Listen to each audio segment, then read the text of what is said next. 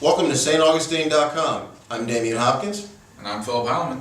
And now we're going to show you our Final Four picks and our national champion, starting in the South region with Florida versus Kansas.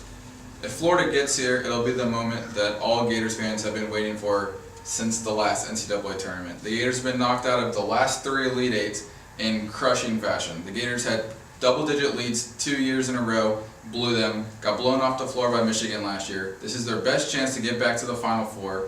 The last time Florida won an SEC tournament title was 2007, which is also the last time they won a national championship with the 04s. We've got Florida winning, and here's why. Florida is extremely deep. As I said before, they've got the 4 seniors, but their leading rebounder is actually Dorian Finney-Smith, who comes off the bench. He was the SEC Sixth Man of the Year, and he gives them just an intangible that they wouldn't otherwise have, and they didn't have last season when he was sitting out because he transferred.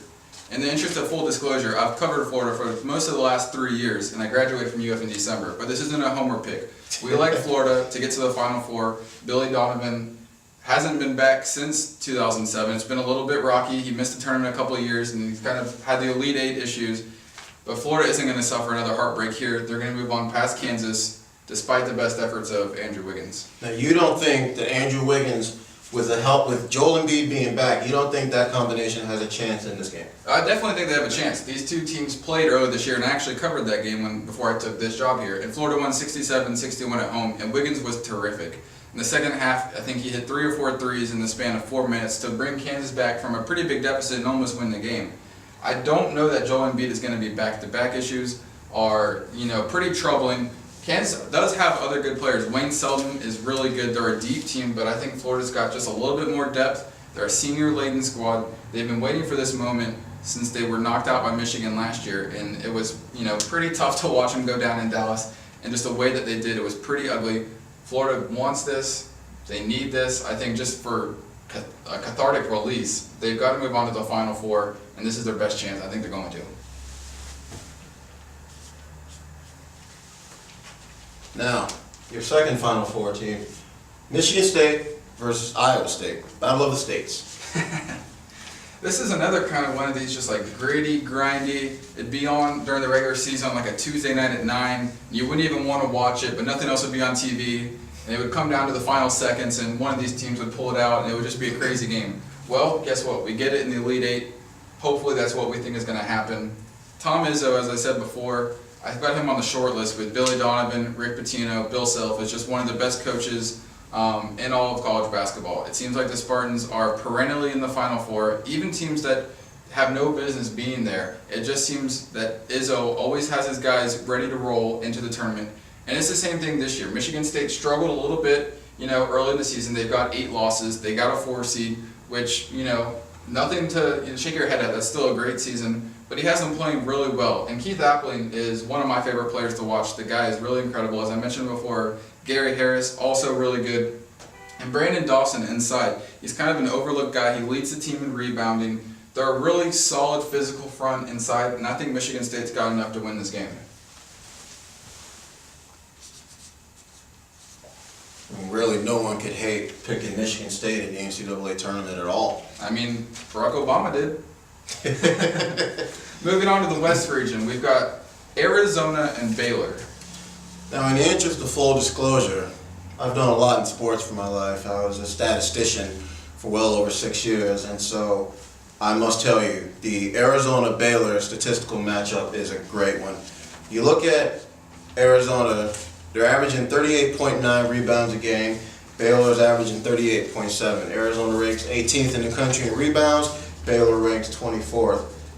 Offensive rebounds, Baylor's actually pulling down 2 more, 14 a game, whereas Arizona's only pulling down 12. But see, I think this game is going to come down to turnovers.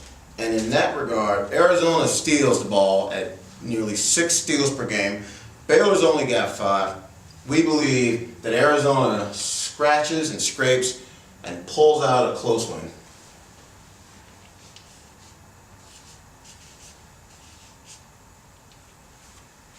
In our last Elite Eight matchup, Louisville, last year's tournament champion, versus Michigan. Now, if Michigan's looking for bulletin board material, I'm about to give it to them because statistically speaking, this is a slaughter. But listen to some of these numbers. Louisville averages 13.7 offensive rebounds a game. Michigan averages 8.7. Louisville averages nearly 38 rebounds a night. Michigan averages 31.9. Louisville's 41st in the country in rebounding. Michigan is 303rd. 303rd. A big part of that is McGarry being out for so long due to injury. Shoulda, woulda, coulda. Horseshoes and hand grenades. You know, he's back now, but he still has to play, and look who he's playing. He's playing one of the deepest teams in the tournament. Now, you look at Louisville with their 10.1 steals per game to Michigan's 5.1 steals per game.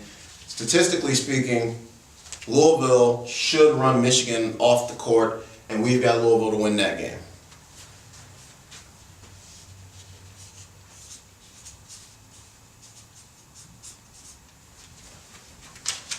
Now it's time to pick our national championship game. We'll start on this side of the bracket. Florida versus Michigan State. How do you pick that?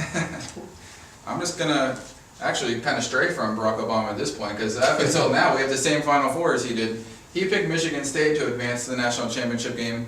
We're going with Florida for all the reasons that I've said before. One big thing is Florida can really create and play havoc defense. Scotty Wilbekin, the SEC Player of the Year, and Casey Hill, a freshman, an impact freshman point guard, really pace the Gators defense that gives opposing offenses trouble. The Gators get a lot more steals per game than Michigan State does. I think that's going to lead to more possessions and more threes. Florida, historically, in the last 3 or 4 years, has really relied on the three ball. That's been kind of hit or miss this year, but I think they're going to be able to have just enough offensive possessions. Wilbekin is really a solid, sturdy, dependable senior point guard, and he's, I think, the best player in this game.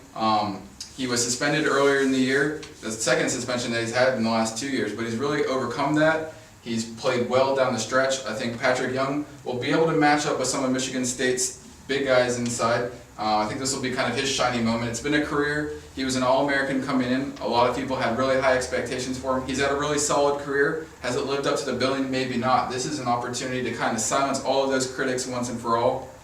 Casey Prather will get the other two seniors.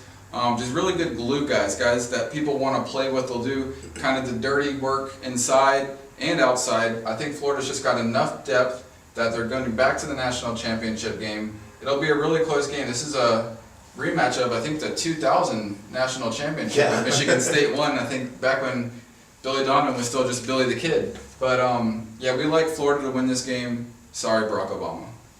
And you believe Florida overcomes their free throw shooting woes against Michigan State? That is a concern. Florida barely hung on to beat Kentucky. They beat them 61-60 in the SEC tournament final, and I think they shot something ridiculous, like 8 of 17, or it was below 50%. And like I said before, I've covered the team for most of the last 3 years. I covered all their games before I came up here this year, and free throw shooting has haunted them at times all throughout the season. It hasn't cost them yet because they've been just so much better than everybody else. They've been able to overcome that, but I think, you know, that's a really big thing. In a game that's this close, and I think UF and Michigan State are two very evenly matched teams, the Gators cannot afford to have one of those stinker games at the line where they can't make any free throws.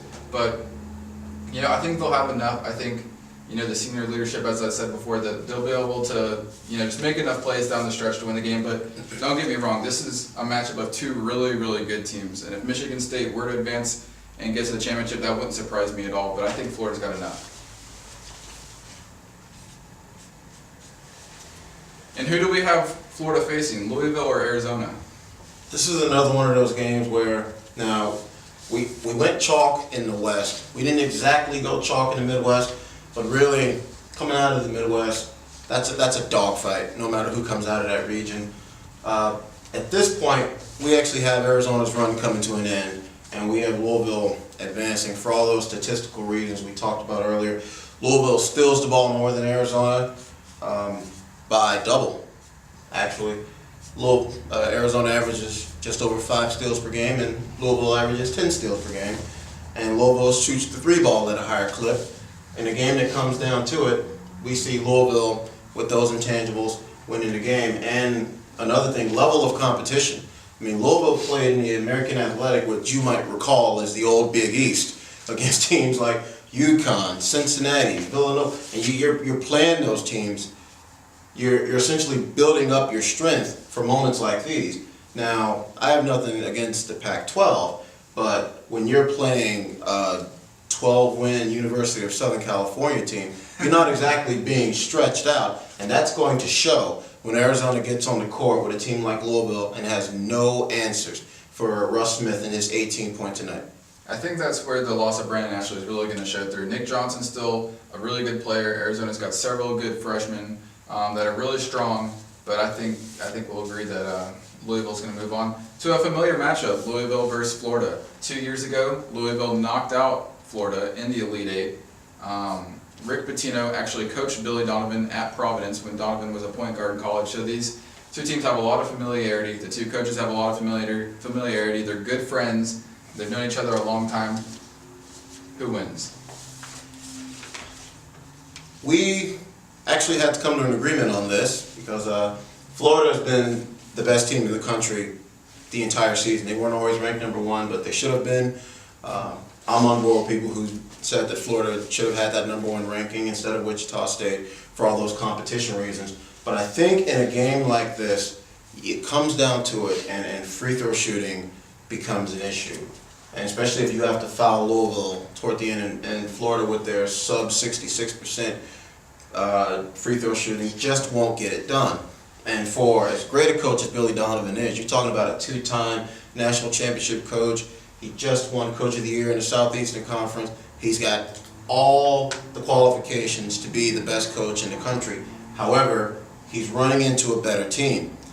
In games like this, that's what we think. We think the better team will win the national championship, and we have Louisville in a repeat. If we get this matchup, I think it'll be an all-time great. Florida's only lost twice the entire season, and they didn't have their full complement of players either time.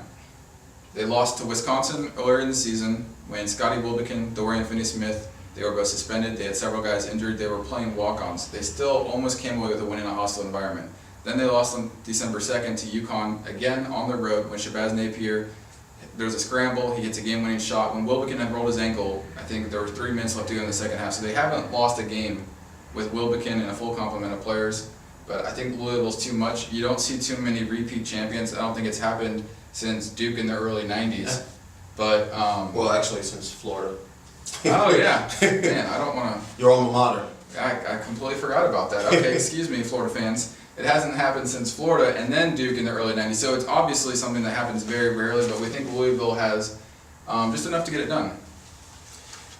And for those tiebreaker types out there, we believe the score will be Louisville 76, Florida 69. So, those are our picks. Compare them to yours. Leave a comment. Thanks for tuning in. Appreciate it, guys.